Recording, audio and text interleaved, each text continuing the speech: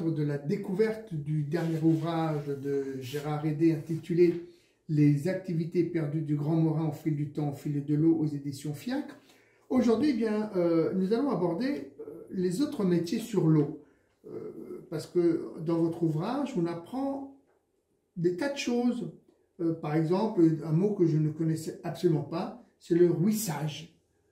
Alors, oui, qu'est-ce que c'est? Nous aborderons ce ruissage. Alors justement, quels sont les autres métiers? Les autres métiers sur l'eau. Sur l'eau, hein. Alors par exemple, les bateaux lavoirs. Laver le linge, ça a toujours été une préoccupation. Pas pour tout le monde, hein. Pas pour tout le monde. Donc les lavoirs, c'était les lieux réservés aux femmes. On trouve des petits lavoirs dans toutes les petites communes. Il y en a de fort jolis d'ailleurs, qui en règle générale sont restaurés maintenant. Vous avez songé à justement faire un essai ou un recueil sur les lavoirs de la région? Ça a déjà été fait, par d'autres. Moi, mon cas, c'est devant, justement, ces lavoirs, surtout dans les villes qui ont pris de l'extension, ces lavoirs devenaient insuffisants. Donc, il fallait trouver une autre formule. Donc, ils ont pensé faire des lavoirs flottants, des bateaux lavoirs. Alors, ces bateaux lavoirs étaient amarrés à la rive, il y avait une petite passerelle pour y aller. Ça a pris le nom de bateau lavoir. Alors, comme toutes les activités fluviales, il y avait une réglementation très stricte. En règle générale, les lavandières, au départ, c'était des propriétés privées, ces lavoirs, payaient une redevance, et après c'est devenu public, donc c'était gratuit. Alors comment se passait justement ce bateau lavoir? C'est-à-dire qu'il y avait le bateau, il y avait de l'eau qui était dans la barre? Non, c'était une structure flottante, recouverte par un toit, et vous aviez de chaque côté rive et côté courant, vous aviez une zone pour battre le linge, avec un battoir, voilà. Alors, en règle générale, c'était quand même, il y avait des réglementations, alors il y en a une réglementation qui est amusante, je vous la cite, entre autres, le bateau lavoir sera solidement amarré à la rive, ça on comprend. Un batelet prêt à porter secours en cas d'accident sera toujours amarré à proximité du bateau lavoir. À mon avis, ce n'était pas respecté parce qu'à Coulommiers, il y avait 5 bateaux lavoirs. Moi, je les ai vus. Il n'y avait jamais eu de petit bateau. Et là, l'article 10, il est interdit aux permissionnaires d'annexer au bateau lavoir un débit de vin ainsi qu'un cabinet d'aisance. Bon, c'est assez... Alors, naturellement, les lavandières jusqu'au jour où ces bateaux lavoirs ont commencé à tomber en désuétude. Pourquoi? Parce que ces lavandières qui allaient chercher le linge dans les maisons bourgeoises, les bourgeois ont acheté des machines à laver. Le progrès. Le progrès. Alors, même à un certain moment, le Pays Briard, journal local, titrait « La flotte des bateaux lavoirs est en perdition, faute d'équipage ». En effet, les familles Briard, à la ville comme à la campagne, avaient remplacé le battoir par la même machine à laver.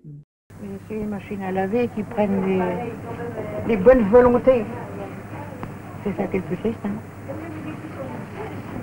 Vous n'avez pas ça de la machine à laver? Mais je vais pas vous mettre, et puis non. Ça ne me plairait pas. Est-ce que vous avez essayé au moins? Bon, je sais. Pourquoi pas? Je sais pas. Parce que ça ne me plaît pas, hein.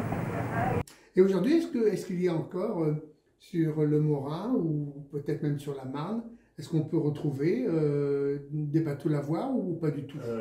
Sur les Morins, il n'y en a plus. Peut-être sur la Marne, mais en amont, à ce moment-là, peut-être en amont de la Ferté-Sauvoire, je ne sais pas. Pourquoi pas? S'ils n'ont pas coulé, puis ça peut être un joli... Alors il y a eu parallèlement aux bateaux lavoir, par exemple, il y a eu des bateaux buanderies. C'était la même chose, mais simplement l'avant-dière, au devenir avec son petit réchaud, avec son... Tout était déjà... Elle avait la possibilité de chauffer son eau à l'intérieur du bateau lavoir. Et puis alors, chose surprenante, Les bains publics. les bains publics. Alors, moi je viens de lire, là je ne l'ai pas inscrit, mais c'est surprenant, par exemple les lycées, Louis le Grand, au XIXe siècle, Louis le Grand c'était le summum des lycées, mais les élèves se lavaient une fois par mois les pieds. C'est dans les... C'est dans les écrits. Alors, à la fin du 19e, l'hygiène corporelle n'étant pas encore une des préoccupations de la population, afin de développer celle-ci, une commission fut constituée auprès du ministère de l'Agriculture et du Commerce pour étudier l'installation de bains publics en France. C'est ainsi que le Grand Marin se vit doté de bateaux bains chauds. Technique facile, on puise dans le Morin, on fait chauffer l'eau, on se baigne et on rejette le tout avec les sels. Exactement. Voilà. Alors là, on avance justement le rouissage. Qu'est-ce que c'est que le rouissage? Alors, le rouissage. La définition du Larousse est assez... pas facile. Opération qui consiste à faire se désagréger par une immersion plus ou moins prolongée des fibres de textile que l'on veut débarrasser des matières qui les agglutinent, des matières végétales qui les agglutinent. Pourquoi? Le chanvre est une plante textile, à savoir qu'autour d'une gangue végétale, il y a à l'intérieur des fibres qui étaient utilisées pour faire linge, cordage et même du papier dans notre région. Mais pour ce faire, il fallait faire pourrir cette gangue. Et la solution, c'était l'immersion. Donc, voilà. Alors, cette plante ligneuse, on en trouve beaucoup de restes le long de la rivière. Il y a des lieux-dits qui s'appellent le Guet au Chanvre, les Chenevières, les Chenevottes, etc., etc. C'est assez intéressant. Alors, vous précisez également que le chanvre vient surtout par... sont des cultivateurs belges. Non, alors c'est surtout... oui, les cultivateurs belges sont venus s'installer dans nos régions entre les deux guerres. Après la guerre 14, tous nos jeunes brillards avaient été plus ou moins tués au front. Donc les terres étaient vacantes et ces Belges sont venus s'installer et sont venus avec eux la tradition de cultiver du lin plutôt que du chanvre. Chose que l'on ne faisait pas par ici. Donc le chanvre permettait de faire des vêtements, ça c'est sûr, du cordage. Et le cordage, on en avait besoin énormément pour tout. Donc, alors, et puis il y avait aussi d'autres activités sur l'eau. Alors il existe à l'heure actuelle une usine près de Coulommiers qui s'appelle Planète Chanvre et qui relance la fabrication du chanvre. Alors non plus pour faire des vêtements ni des cordages, mais c'est broyé, c'est mis en poudre, pas en poudre, et on en fait des isolations thermiques et phoniques. Dans les voitures, par exemple, parce que c'est très peu inflammable. Donc voilà. Et puis on trouve également qu'il y a également les fabricants de bateaux. Oui, alors il y a d'autres habités sur le Morin, comme sur toutes les rivières, il y avait des fabricants de bateaux. Alors aussi bien le petit bateau pour les promenades que des bachots. Les bachots, c'était des gros bateaux bien solides qui, à appartenait au meunier parce qu'il en avait besoin au quotidien. Je ne parle pas dans la partie navigable, mais même en amont, pour l'entretien des rives, pour l'entretien des vannages, etc. etc. Donc ça, vous avez la fabrication des bateaux. Alors il y a aussi une chose qui est très intéressante, une activité sur la rivière, ce sont les gués. Il y avait très peu de ponts pendant un certain moment, il a fallu attendre pratiquement le 18e pour qu'il y ait des ponts par-ci par-là, ponts qui étaient souvent embarqués par des crues, mais donc dans la partie navigable, il n'y avait pratiquement pas de gué, mais il y avait des bacs, puisque la profondeur, c'était trop profond pour faire un gué. Par contre, dans la partie amont, alors là, vous aviez énormément de gués. Donc ça se traversait facilement à pied. À pied. Alors, ce n'était pas exempt de danger, parce que quelquefois, les eaux étaient un peu hautes, et puis la personne, pensant bien connaître, s'engageait, et puis en fin de compte, il y a eu quelques drames. Et alors, concernant le Morin, on constate aussi que des crues, enfin, il y en a eu de tout temps. Oui. Alors, je finis un petit peu les autres activités. Par exemple, une activité qui était les abreuvoirs. Imaginez ce que pouvaient être nos campagnes il y a encore 70 ans, 80 ans, où toutes les fermes avaient des chevaux, avaient des vaches, donc il fallait leur donner à boire. Et les riverains venaient les faire boire à la rivière. Donc il y a, pour ce genre d'activité, il y avait également des réglementations assez sévères pour les abreuvoirs. Et puis une chose que l'on ne voit plus maintenant, dans la rivière, il y avait énormément de végétation.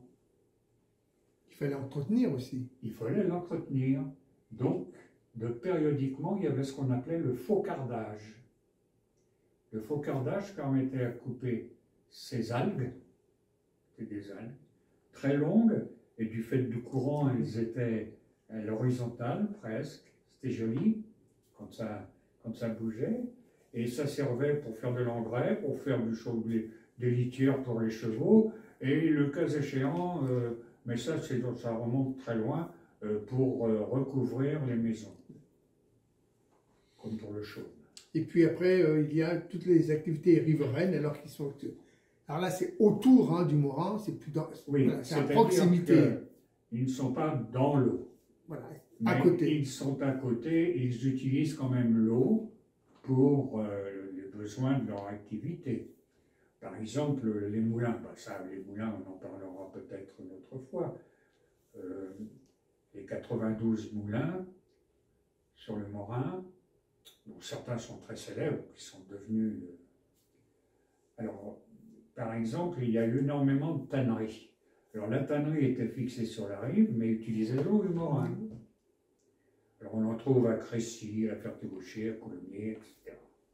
Et ce n'est pas d'hier, c'est le comte de Champagne qui a créé les premières tanneries dans notre région en 1172. Alors il y a également les papeteries. Alors les papeteries qui avaient besoin d'eau et d'une eau pure. Donc pourquoi se sont installées en amont de Coulommiers, même sur le Morin, c'est parce que l'eau était pure. Alors les sucreries, à Coulommiers, il y avait une très très importante sucrerie qui, elle, utilisait énormément d'eau pour laver les betteraves. Et là, je fais un petit... Les sucreries avaient besoin de pierre à chaud pour la fabrication du sucre. Je ne sais pas à quoi ça servait, je ne suis pas un chimiste. Eh bien, la sucrerie de Villeroy, Villenois ou Villeroy? Villenois, à côté de Meaux, était alimentée par les pierres à chaud de Mortsef, qui étaient transportées par bateau, qui étaient chargées à Tigeaux et qui remontaient la Marne pratiquement jusqu'à Meaux. Voilà, les sucreries. Et puis Bah, après, vous aviez également la culture de l'osier. la culture de l'osier qui, dans la haute vallée du Grand Morin, était très très florissante, du Grand Morin et du Petit Morin. Il y a encore un vannier sur la vallée du Petit Morin. C'était très très très important comme activité. Fournissait Paris en toutes sortes, aussi bien des pièges pour les poissons que de paniers, et même une grande spécialité à l'époque, du début du XXe, c'était ces grands paniers qui étaient montés sur roulettes et que les grandes surfaces utilisaient. N'appelons pas ça grande surface, les grands magasins d'époque, c'est-à-dire Galerie Lafayette, La Samaritaine. la Samaritaine, le Bon Marché, etc., etc. Et puis vous terminez votre ouvrage, et ça, bah, écoutez, c'est presque, c'est indispensable, c'est les événements climatiques. Alors les événements climatiques.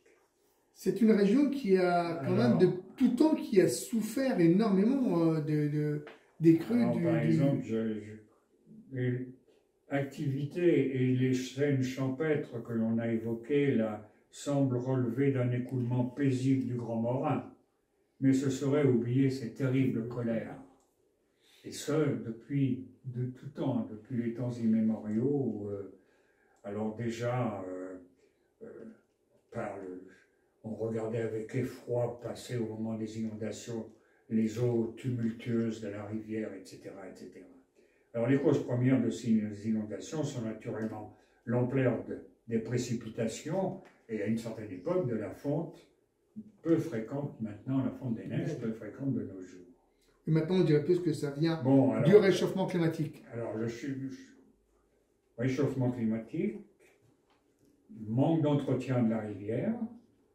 Avant, la rivière, elle était périodiquement entretenue, car il y avait des moulins. Le moulin, il avait tout intérêt à ce que ça soit propre, et puis que l'eau coule facilement. Pour fonctionner, il n'y a plus de moulin, il n'y a plus rien. Donc, alors, d'après les statistiques et les souvenirs, eh bien, il y a eu des inondations depuis les temps immémoriaux. Au XVIIIe siècle, le pont de Crécy sera emporté 2 fois, à un tel point que pendant plus de 10 ans, Crécy n'aura plus de pont. Donc il y aura un bac à Crécy, parce que là, l'eau, c'est profond, là, il y a de la navigation.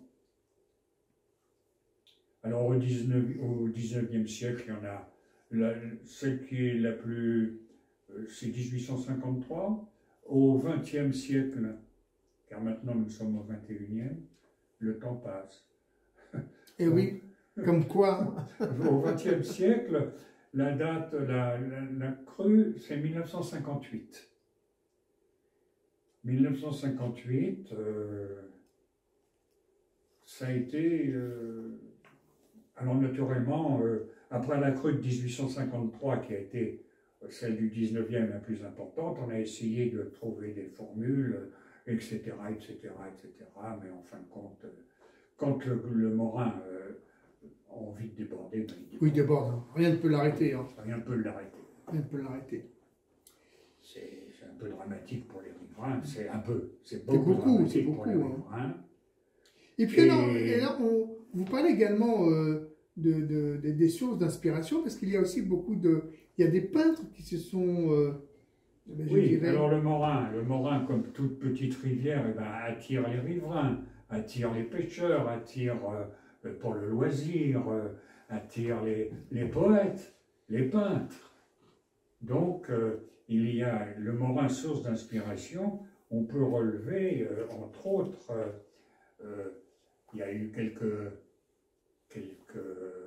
écrivains célèbres, mais ce sont surtout des peintres.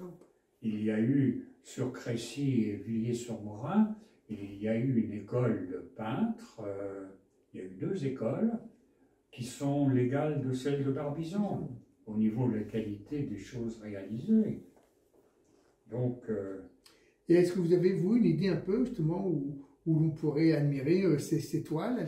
Alors, vous avez périodiquement des Des Les expositions. expositions, vous avez à la mairie de Crécy et à Villiers-sur-Morin. Oui, oui, vous avez. Et puis au hasard, vous pouvez par exemple, moi personnellement, j'ai vu une étoile de la région, là, au musée de Douai.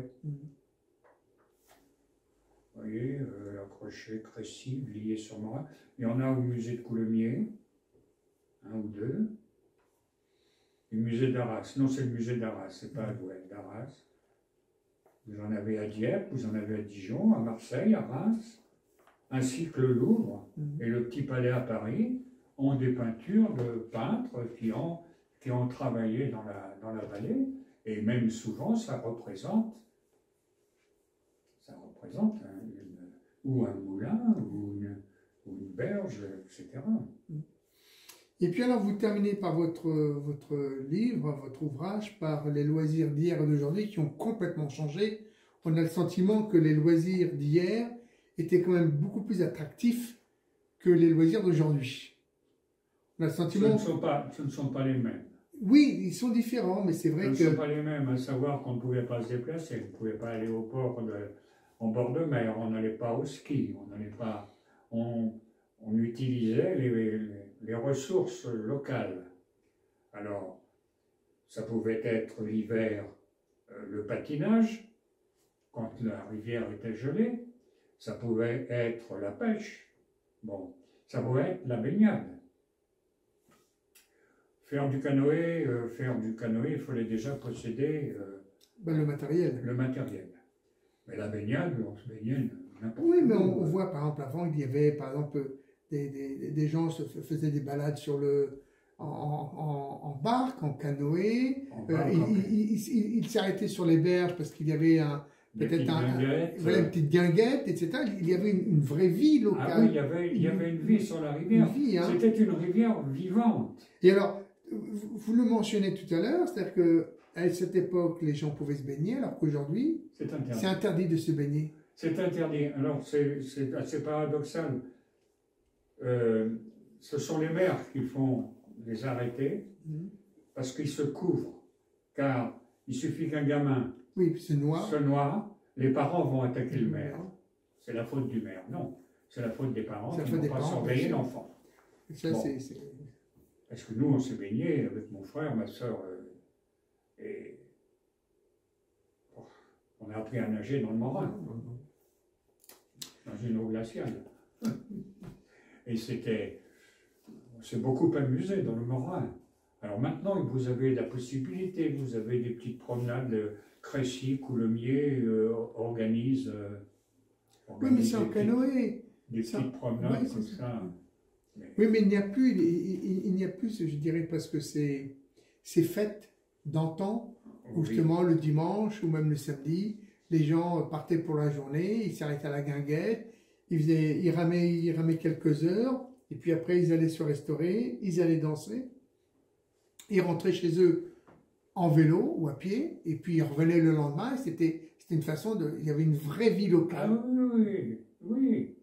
Il y avait moi, je me souviens du Morin, d'une rivière vivante. Eh bien, écoutez, monsieur Hédé... Des petits souvenirs personnels. On a fait un peu les 400 coups.